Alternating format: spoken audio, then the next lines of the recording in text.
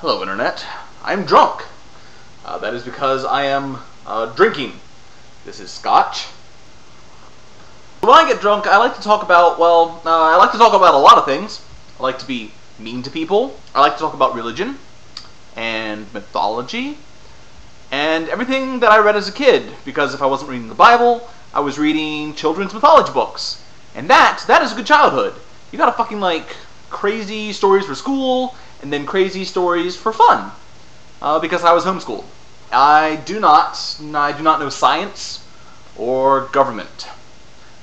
The answer to both is God. One of my favorite stories is from the Bible. Come on, yes. Come on. Wrong, it's Samson. Unless you guess Samson. Then you are 100% right. Have you ever read the story of Samson? And Delilah, Samson and Delilah? It is something else. Let me tell you what. It is like, I don't know.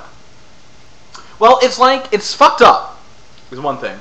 The story is one of the best that the Old Testament has to offer because it's like a real story. It's not a genealogy. It's not Lamentations, because fuck Lamentations. And Judas begat Phares, and Zara of Thamar, and Phares begat Ezram, and Ezram begat Aram, and Aram begat Amminadab. But Samson is a story about some super hunk with huge arms and long hair and a learning disability, apparently. Like any other story, like Gilgamesh and Hercules, and that is why Samson is the best. Because if there's one thing that history loves, it's huge, strong guys. I mean, if it's one thing that I love, it's huge, strong guys. I mean, I did it for the internet. It was honey, I love you. It's just, it was for the internet. So here is the story of Samson and Delilah. Once upon in the Bible, there was a family, and God spoke to them and said, I'm going to make your baby into like a superhero. That's what he said. They didn't have the word superhero in Hebrew at the time, but that's basically what God did. He made Samson an X-Man. An X-Man? X-Men.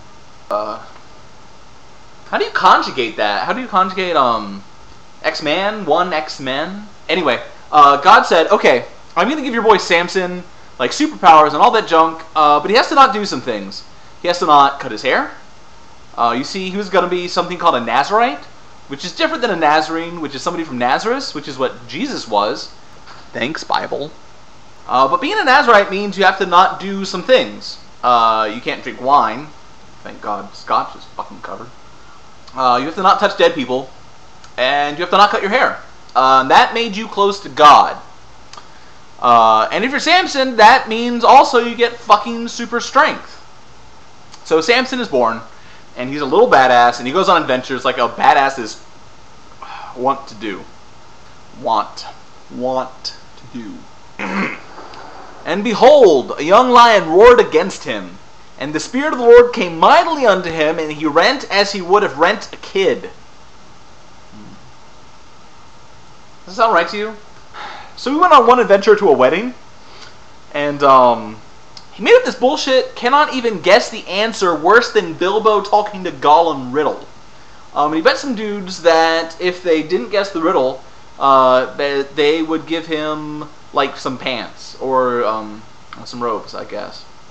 They'd have to give him, like, 30 fucking robes, and shit.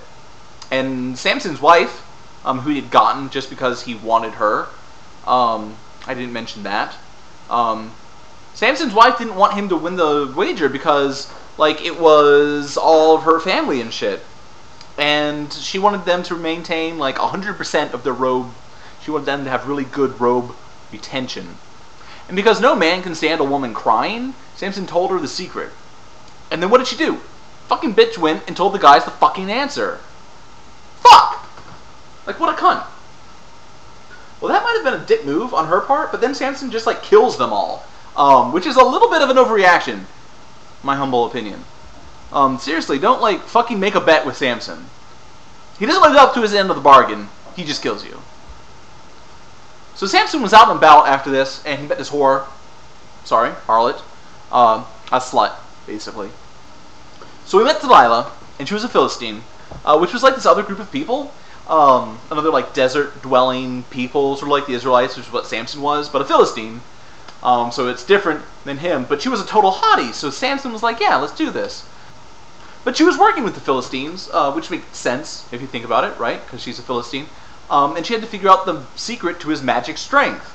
She wanted to figure out his kryptonite, if you will. So she said, in her cutest voice, I imagine, hey Samson, why are you so strong?